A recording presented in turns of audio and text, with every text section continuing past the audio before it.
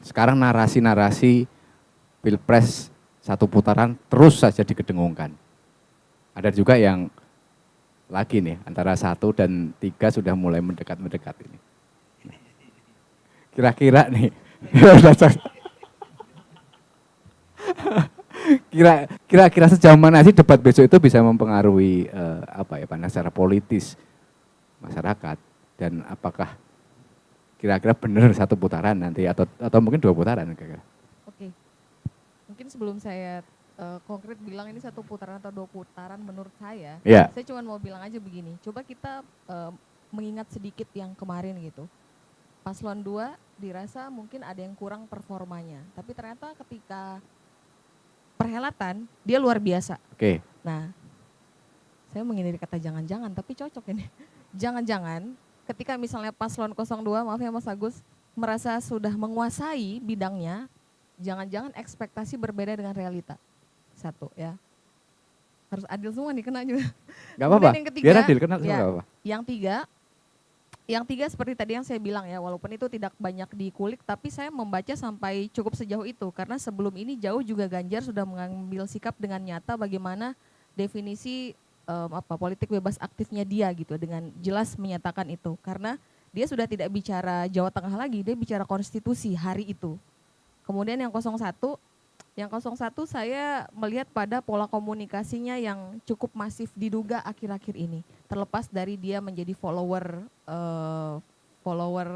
model kampanye yang begitu, membrandingkan begitu dari Live TikTok. ya, Ya. live TikTok begitu, itu lebih pada komunikasi politiknya kan. Oke. Ya, yang milenial. Tapi hari ini kalau kita bicara pada satu putaran atau 2 putaran, kok saya rasa-rasanya ini akan lebih banyak caruknya lagi gitu ya. Jadi ini saya pastikan mungkin menurut saya akan ada 2 putaran, tapi saya ada catatannya.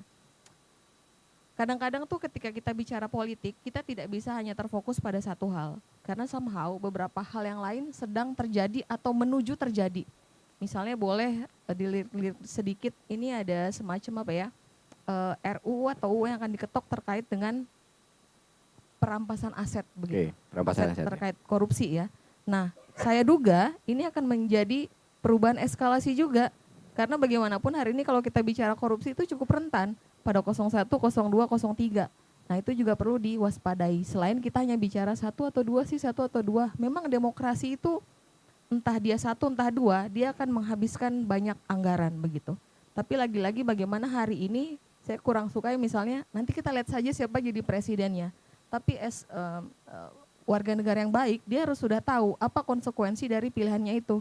Sehingga saya pikir debat yang ketiga, keempat, kelima tidak ada kata bosan untuk mengikutinya, karena bagaimanapun kita akan jadi bagian dari situ gitu. Jadi jangan hanya jadi penonton, tapi memang terlibat aktif. Ya, dalam komunikasi politik, apakah narasi-narasi 1 putaran, 2 putaran itu sangat berpengaruh terhadap mindset para pemilih? Oh, daripada ribet, ya sudahlah ikut itu. Saya komunikasi politik. Ya, kalau saya melihatnya itu lebih pada konsumsinya elit-elit aja sih. Oh, elit-elit partai menurut saya. Oke. Tapi kalau pada masyarakat bawah sih lebih pada mereka melihat bagaimana mentransfer tadi. Kayak tadi saya bilang lagi, hal-hal baik itu kalau disampaikan dengan hal-hal benar, disampaikan dengan tidak baik, dia menjadi kebenaran yang dipercaya oleh masyarakat. Misalnya aja salah satu live TikToknya paslon 1 misalnya begitu. Ada narasi, kan kampanye itu ada kurang lebih 3 ya dalam disiplin ilmu saya. Ada yang positif, negatif, sama yang black begitu. Jadi kalau adalah kampanye negatif, ketika itu tidak pernah diklarifikasi, itu menjadi pembenaran bagi pemilih di bawah. Tapi ketika ada model live TikTok, dia bisa melihat bagaimana elaborasi dari ekspresinya, dari narasinya yang dibangun, dan seterusnya begitu.